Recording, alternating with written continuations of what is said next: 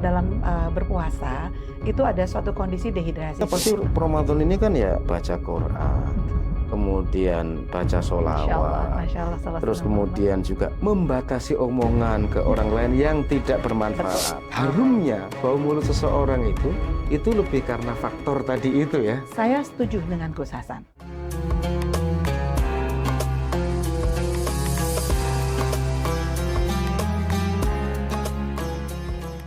Assalamualaikum warahmatullahi wabarakatuh. Para sahabat Oma Sufi dimanapun Anda berada, Alhamdulillah pada kesempatan hari ini kita bisa meneruskan aktivitas podcast yang sudah selama beberapa episode ini berjalan. Dan Alhamdulillah pada kesempatan kali ini di bulan suci Ramadan ini kita akan membahas satu topik yang mungkin ini kelihatannya sederhana, tapi pasti sedikit banyak akan jadi bahan perbincangan dan interaksi kita, yaitu berkaitan dengan kesehatan mulut dan gigi selama di bulan suci Ramadan. Dan Alhamdulillah pada kesempatan kali ini sudah hadir narasumber yang sangat kompeten, seorang dokter, dan nama lengkap beliau adalah Dr. Novita Sartika Pardede, atau biasa kita memanggil beliau sebagai Dr. Cica. Beliau seorang spesialis konservasi gigi. Assalamualaikum Bu Dr. Cica. Waalaikumsalam warahmatullahi wabarakatuh, Gus Hasan. Alhamdulillah, terima kasih kehadirannya di ruang studio podcast Oma Sufi kali ini. Bu Dokter, ini kan kita sudah bulan Ramadan ini sudah jalan beberapa hari ya, sudah beberapa belas hari. Dan selalu ada satu topik nih, selalu ada satu topik yang pasti jadi perbincangan, entah itu di teman, entah itu di kantor atau di mana. Saat kemudian kita bicara persoalan bau mulut selama di bulan suci Ramadan ini gimana Bu Dokter ini? Dari sisi medisnya, bagaimana kemudian Bu Dokter melihat sisi ini Bu Dokter? Ya, mengenai bau mulut sendiri ya, Gus Hasan, ini sebenarnya bau mulut itu bisa dari berbagai macam sebab. Seperti kita ketahui ya, ini Masya Allah, Allah menciptakan mulut, ini terhubung sebenarnya dengan dua pipa besar. Jadi yang pertama terhubung ke saluran pencernaan, yang kedua terhubung juga ke saluran pernafasan. Jadi kalau kita berbicara mengenai bau mulut either itu bisa dari rongga mulut sendiri, atau juga bisa menjadi refleksi dari kondisi yang ada atau yang terjadi di saluran pencernaan. Artinya urusannya dengan kesehatan seseorang itu. Oh iya. Kalau pencernaan kan banyak di situ penyakitnya. Banyak, Gus. Jadi memang boleh dibilang rongga mulut bisa jadi alarm. Jadi kayak apa ya, mengingatkan seorang ada sesuatu nih. Jadi bisa juga jadi refleksi dari kondisi di saluran pencernaan dan saluran pernafasan atas. Nah, di samping mungkin juga dari kondisi di dalam rongga mulut sendiri. Jadi untuk saluran pencernaan itu nanti bisa ada ahlinya sendiri ya, Gus. Dan untuk saluran pernafasan ya bisa kalau orang pilek, orang lagi radang tenggorokan juga nggak nyaman, nggak enak ya bau mulutnya. Tapi di sini karena saya dokter gigi. Pas puasa ini gimana nih? Pas puasa ini Bu Dokter ini. Nah, kalau kita hubungkan dengan bau mulut, jadi memang kalau kita bilang bau mulut, tentu kita harus concern-nya itu pertama kali dari kondisi mulut dulu dong. Kalau sempat ada bau, berarti ada pembusukan dong di situ. Iya kan? Makanan mungkin? Berarti ada aktivitas bakteri, Gus. Sisa bakteri gitu ya? Nah, bakteri bisa di mana? Pertama bisa di sisa makanan. Oh, bisa makanan. Saya udah sikat giginya rajin kok, Dok. Iya, sisa makanan tidak hanya di permukaan gigi, kadang di sela-sela gigi, Gus. Selagi antara gigi. Atau kadang juga di itu loh, di apa namanya, di lubang gigi. Giginya lubang. Nah, atau gigi saya selalu rajin ke dokter gigi, mungkin di tambalan yang mungkin kondisinya udah nggak bagus. Banyak faktor sebetulnya ya. Bagi pengguna gigi palsu, sisa makanannya bisa di gigi palsunya juga. Nah, di samping itu tadi sisa makanan ya, Gus. Yang kedua bisa dari mana? Dari kondisi gusi, Gus. Kalau penderita radang gusi biasanya, atau radang gusi kronis ya, itu biasanya juga hawa mulutnya dia berasanya nggak enak gitu.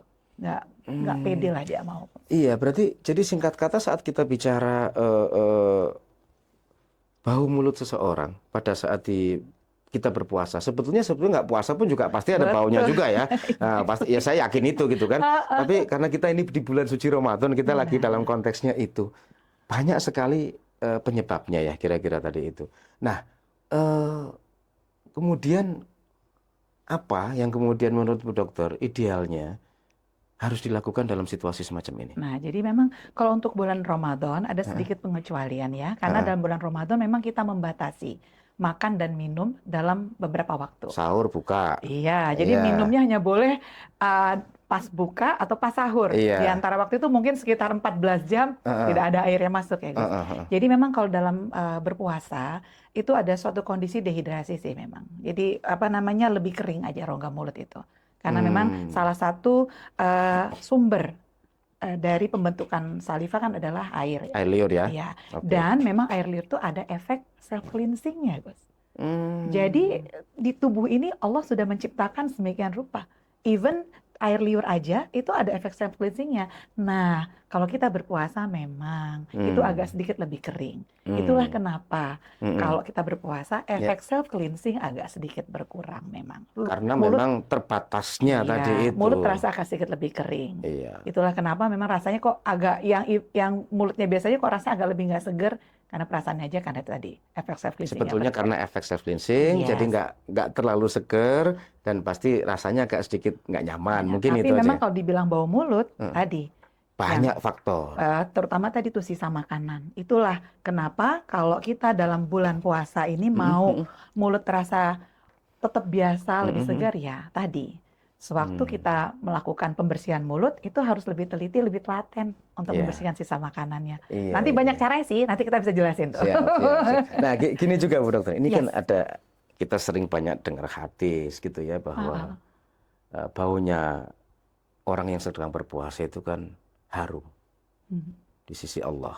Kan Masya Allah, kira-kira gitu. salawat Saya kok Muhammad. kadang-kadang terus mikir gini ya. Secara faktual tadi Bu Dokter cerita memang karena faktor self cleansing yang kurang, tidak nyaman, Ah, bakteri.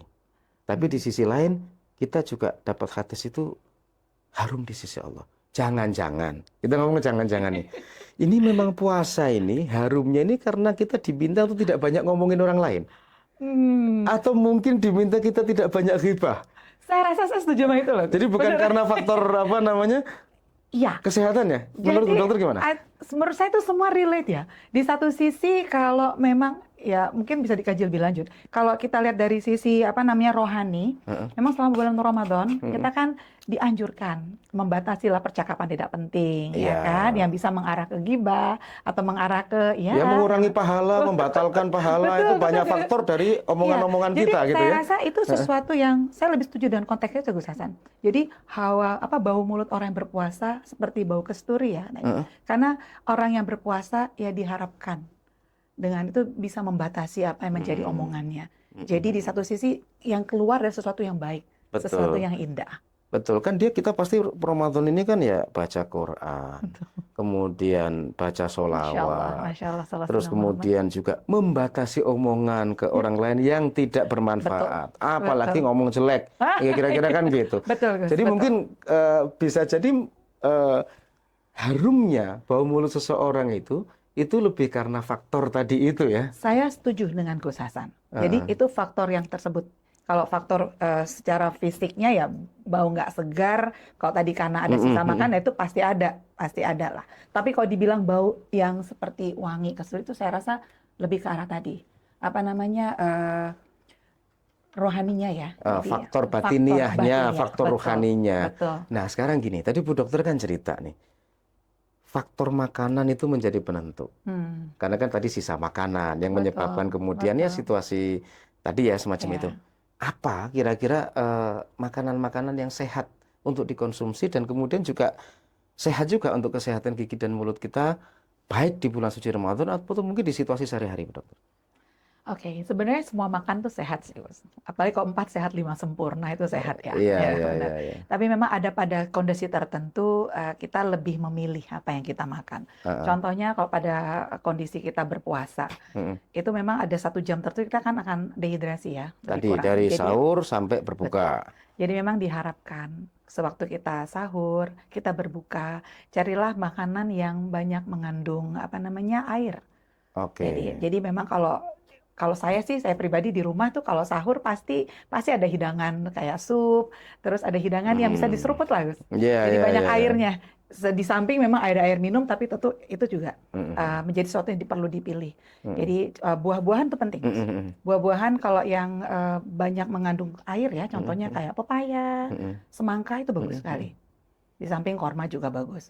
Jadi nah kalau Hmm. untuk makan di waktu sahur nih terutama ya Gus. Kalau waktu buka puasa kan kita habis itu bebas gitu mau makan apa aja. Ya, Tapi asal jangan kalap aja ya gitu ya. iya, tapi kalau sahur setelah itu kita kan ada fase menahan. Nah itu yang Betul. kita perlu perhatikan.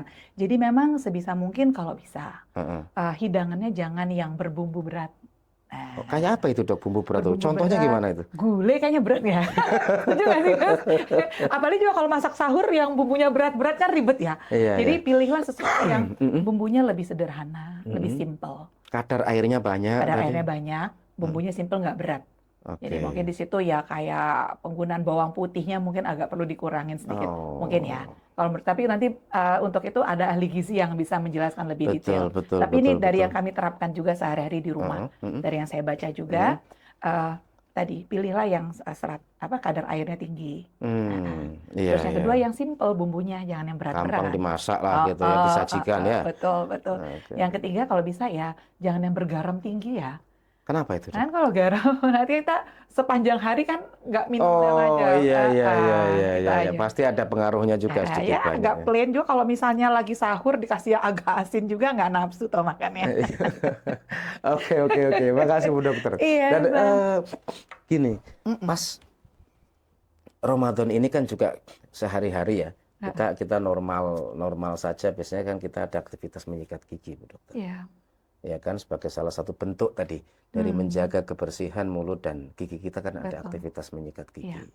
Nah, Ramadan ini karena tadi Bu Dokter cerita kan ada termin waktu yang cukup panjang dan beberapa ulama juga memberikan ketentuan-ketentuan terkait untuk aktivitas menyikat gigi.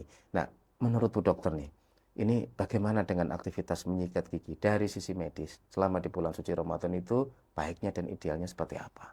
Oke. Wah, ini Gus Hasan pertanyaannya Masya Allah bagus sekali. Ini kan masih satu tema. Iya, betul. Jadi memang menyikat gigi, kalau dalam dunia kedokteran gigi sebenarnya nggak usah sering-sering sih. 2 kali sehari itu cukup.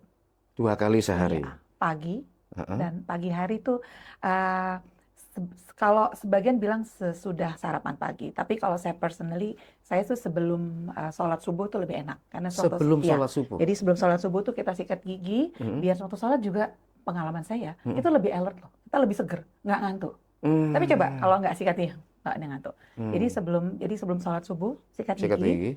Jadi bersih gitu. Oke. Jadi nanti kalau kita sarapan pun mulut udah bersih. Iya. Jadi itu. Nah kalau diterapkan di bulan Ramadan cocok kan Gus?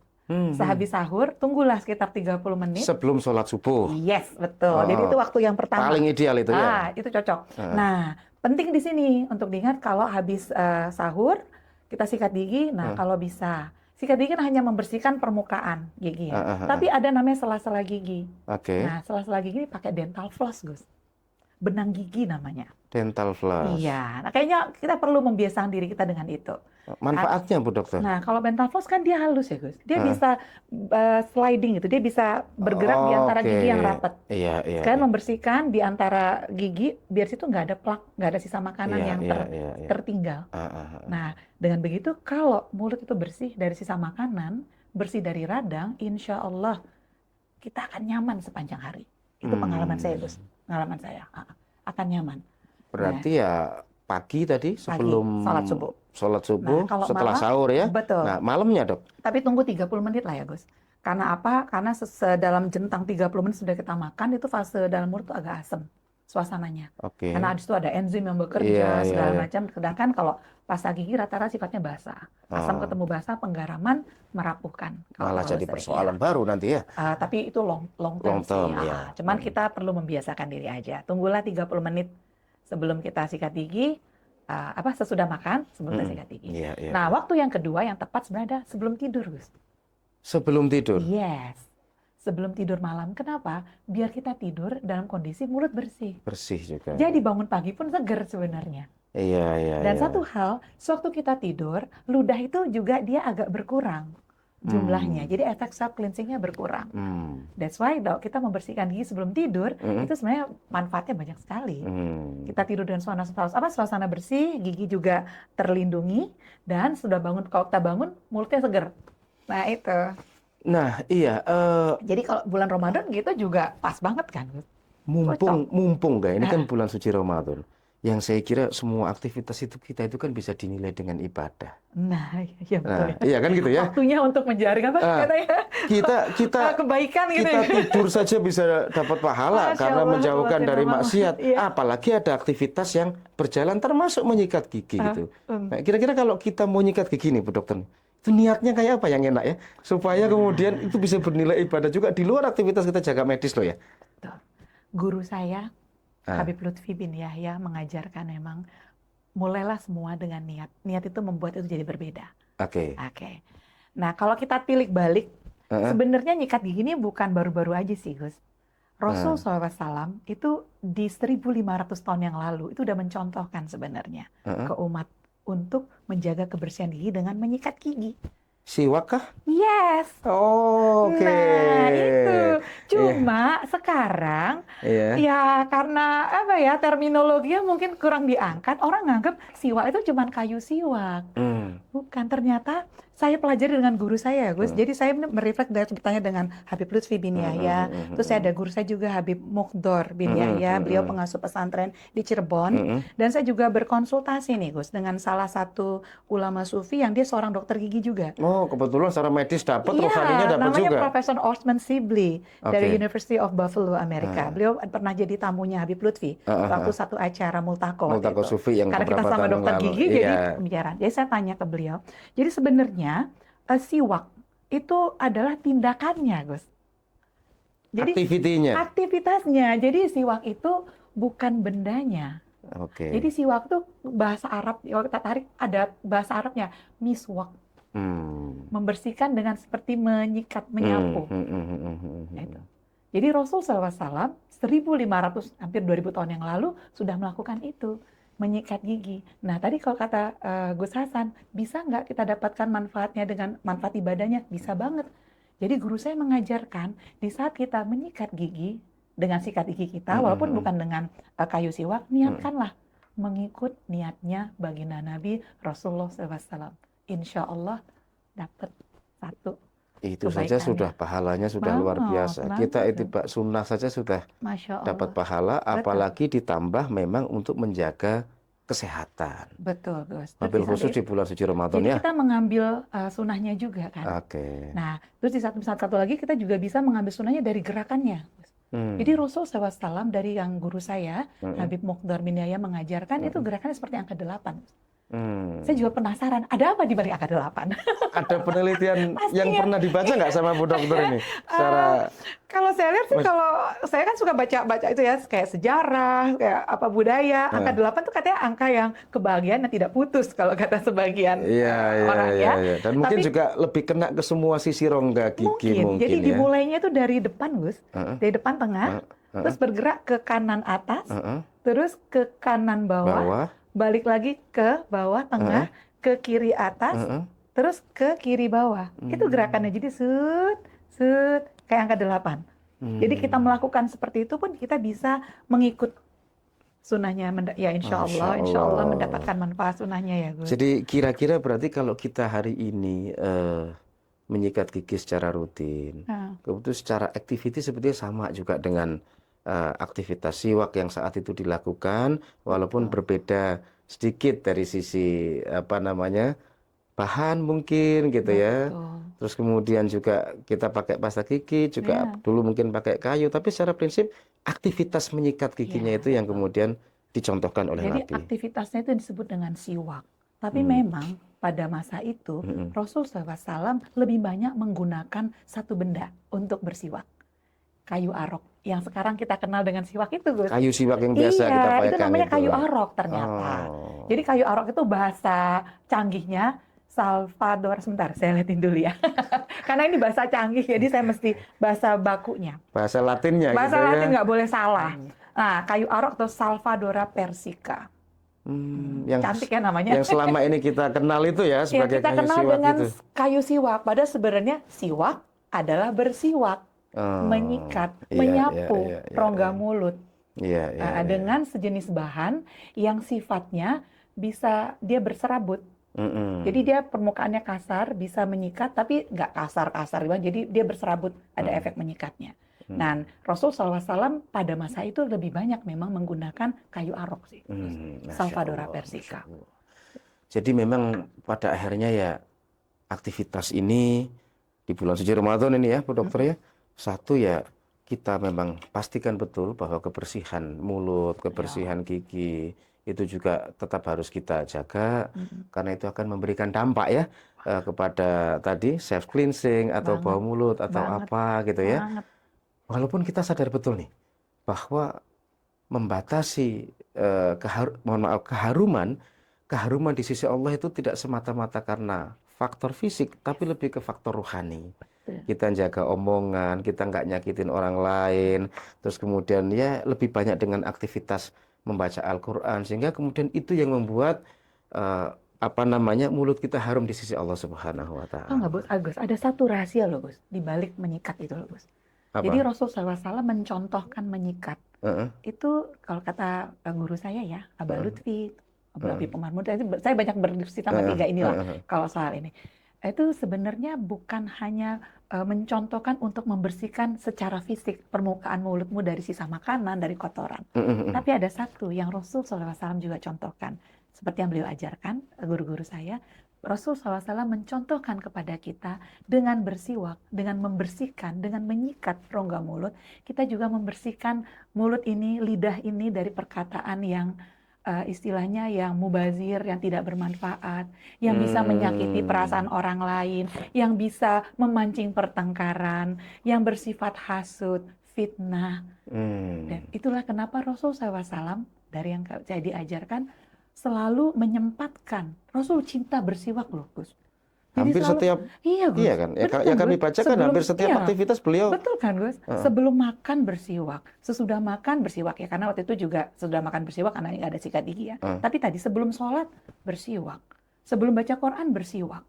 Jadi pada intinya ada satu yang kata guru saya ajarkan, membersihkan mulutmu dari sesuatu perkataan yang tidak bagus. Jadi Subhanallah. mensucikan, Iya, selain iya, iya. membersihkan secara fisik, mensucikan secara ruhani, secara mental. Tinggal kita tambahkan di niat kita ya pada Nah, saat jadi kita kalau sikat misalnya gigi atau siwak alangkah tadi. indahnya ya Gus Hasan, di saat kita menyikat gigi, kita mengikut niatnya begina Nabi Rasulullah SAW. Insya Allah dengan ini Iya, semoga iya. Allah mengizinkan semua yang perkataannya tidak baik, itu gitu Iya, kan. iya, iya, iya, So, iya.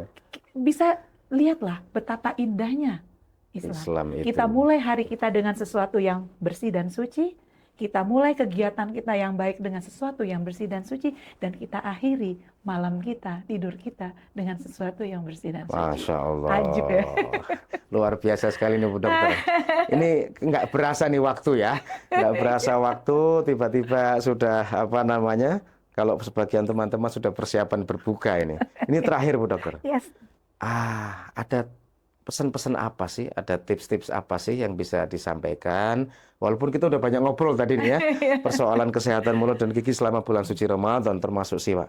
Ada nggak pesan-pesan yang kemudian bisa disampaikan kepada para sahabat Mas Sufi ini untuk sekali lagi bisa menjalankan puasa ini dengan sehat sekaligus menjaga adab Masya Allah. kepada para teman-teman, para keluarga dan sahabat yang lain. Jadi kalau dari perspektif saya, pertama sebagai seorang dokter dulu ya. Iya. Jadi dalam kita mempersiapkan semua yang ada tuh mesti kita persiapkan, termasuk apalagi sesuatu yang baik atau sesuatu yang mulia, banyak berkatnya, apalagi tuh lebih dipersiapkan lebih baik. Jadi untuk kesehatan mulut dan tubuh, perlu kita ketahui memang mulut ini adalah cerminan dari tadi kesehatan badan kita, karena dia terhubung dengan pencernaan, dengan pernafasan di samping mulut sendiri. Jadi memang ada baiknya semua dipersiapkan dari awal, Gus. Jadi kalau untuk kesehatan gigi dan mulut, ada baiknya kita jadwalkanlah sebelum bulan Ramadan, ada baiknya para sahabat Oma Sufi melakukan dulu pemeriksaan Mm-mm. berkala ke dokter gigi. Mm-mm. Apa itu mau scaling, bersih Ya, karang ya, gigi, ya, atau ya, mau cek ada gigi yang berlubang, ya. semua dipersiapkan dengan baik. Mm-mm. Sehingga insya Allah begitu kita masuk ke bulan Ramadan, Semuanya siap. fisik kita udah ready. Mm-mm. Dan kalau misalnya tadi kita bilang, mulut refleksi dari kesehatan tubuh yang Iya, lainnya, bisa cek dulu kan. Mungkin ada lambung yang nggak nyaman, ceklah ke iya, dokter iya, iya. lambung. Biar selama bulan Ramadan, aktivitas ibadahnya insya Allah bisa berjalan dengan baik, Betul. bisa membuat hati bahagia. ya Iya, kan? iya, iya. Nah, jadi samping itu juga tadi dengan membersihkan gigi, kita berkaca pada adab yang dicontohkan oleh Rasulullah SAW. Jadi di balik kita memelihara kebersihan, tapi di dalam hati juga kita niatkan. Bukan hanya sekedar bersinah, tapi membersihkan mulut ini. Jadi kita dimanapun kita berada, kita selalu berupaya untuk menjaga perkataan kita. Karena ini mulut ya, Iya, apalagi di perkataan bulan kita suci Ramadan. betul, membatasi yang tidak bermanfaat. Jadi kerjakanlah hal-hal yang banyak kebaikannya. Oke, alhamdulillah, terima kasih banyak Baik, Bu Ustazah. Dokter Cica ini. Para sahabat Oma Sufi, dimanapun Anda berada, alhamdulillah, sore hari ini kita mendapatkan banyak sekali pencerahan ilmu dari Bu Dokter Cica Pardede, Terima kasih. khususnya tentang kebersihan mulut dan gigi selama bulan suci Ramadan. Mari kita tata niat kita di bulan suci Ramadan ini. Momentum kita menjalankan ibadah puasa, di samping kita juga melaksanakan ibadah, kita kemudian juga bisa tetap memelihara kesehatan karena puasa itu menyehatkan. Sekaligus mari kita latih mulut kita untuk kemudian tidak banyak ngomongin orang lain yang jelek. Gunakan mulut kita untuk hal-hal yang bermanfaat, dan sekaligus kita puasakan mulut kita dari hal-hal yang tidak disukai oleh Allah Subhanahu wa Ta'ala. Dengan itu, insya Allah, sebagaimana hadis disampaikan bahwa mulut di bulan suci Ramadan ini baunya harum di sisi Allah, betul-betul bisa kita gapai, betul-betul bisa kita harapkan itu semua terjadi dengan aktivitas bersih secara fisik maupun juga harum secara rohani. Demikian yang bisa kami sampaikan. Mohon maaf kalau ada hal-hal yang kurang berkenan. Wallahul muwaffiq ila aqwamit thoriq. Wal afwu minkum. Assalamualaikum warahmatullahi wabarakatuh.